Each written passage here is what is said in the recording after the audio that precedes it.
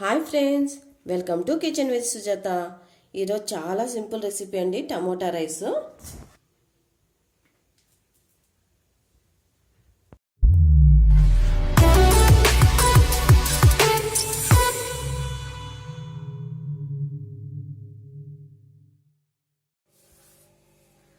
ముందుగా స్టవ్ వెలిగించుకొని కడాయి పెట్టుకొని అందులోకి తగినంత నూనె వేసుకోండి.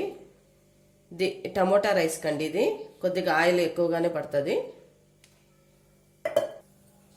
ఆయిల్ హీట్ ఎక్కిన తర్వాత ఇందులోకి 1 స్పూన్ ఆవాలు, 1 స్పూన్ జీలకర్ర, తర్వాత 8 వెల్లుల్లిపాయలు, సన్నగా తరిగిన ఉల్లిపాయలు 2,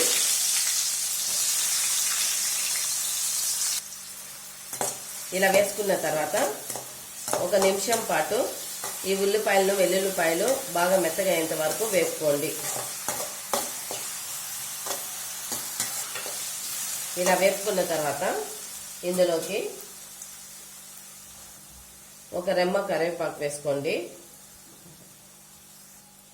తర్వాత ఇందులోకి 1 టేబుల్ స్పూన్ అల్లం వెల్లుల్లి పేస్ట్ వేసుకొని పచ్చివాసన పోయేంత వరకు ఫ్రై చేసుకోండి.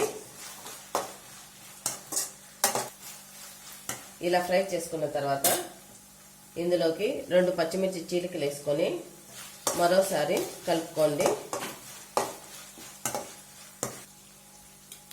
ఇప్పుడు ఇందులోకి మనం సన్నగా తరిగిన 6 టమోటాలు వేసుకోండి. ఇలా వేసుకొని 3 నిమిషాల పాటు బాగా ఫ్రై చేసుకోండి.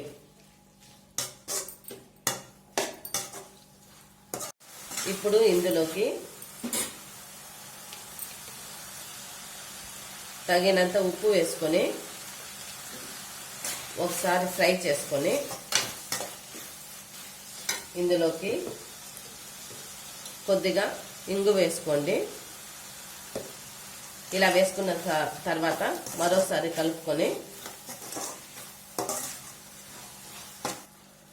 ఇప్పుడు ఇందులోకి 1/2 టేబుల్ స్పూన్ పసుపు,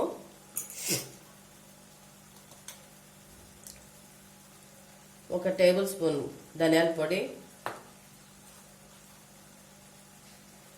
1 టేబుల్ స్పూన్ కారం వేసుకొని 1 నిమిషం పాటు వేపుకోండి.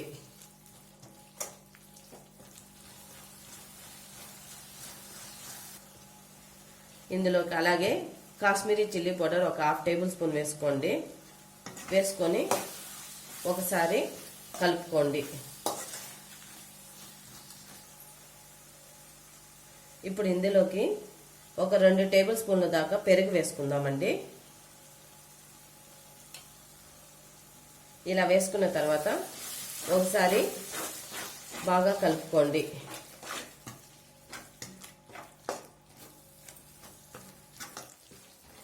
ఇలా పెరుగు వేసుకున్న తర్వాత 2 నిమిషాల పాటు బాగా కలుపుకున్న తర్వాత మనకు ఇందులో ఉప్పు కానీ అట్లా తక్కువైతే మీరు అడ్జస్ట్ చేసేసుకోండి. ఇప్పుడు మనము ఇందులోకి ముందుగా వండి పెట్టుకున్న రైస్ను కలుపుకుందామండి. ఇలా రైస్ని ఇందులోకి వేసుకోండి.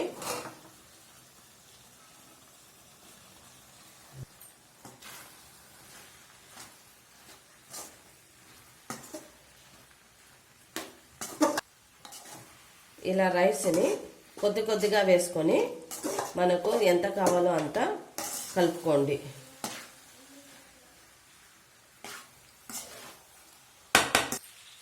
ఇలా కలుపుకున్న తర్వాత చివరలో కొత్తిమీరతో గార్నిష్ చేసుకోండి. ఇలా వేసుకున్న తర్వాత మరోసారి కలుపుకోండి.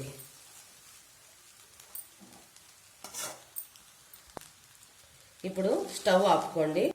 మనకు వేడి టమాటా రైస్ రెడీ అయిపోయిందండి.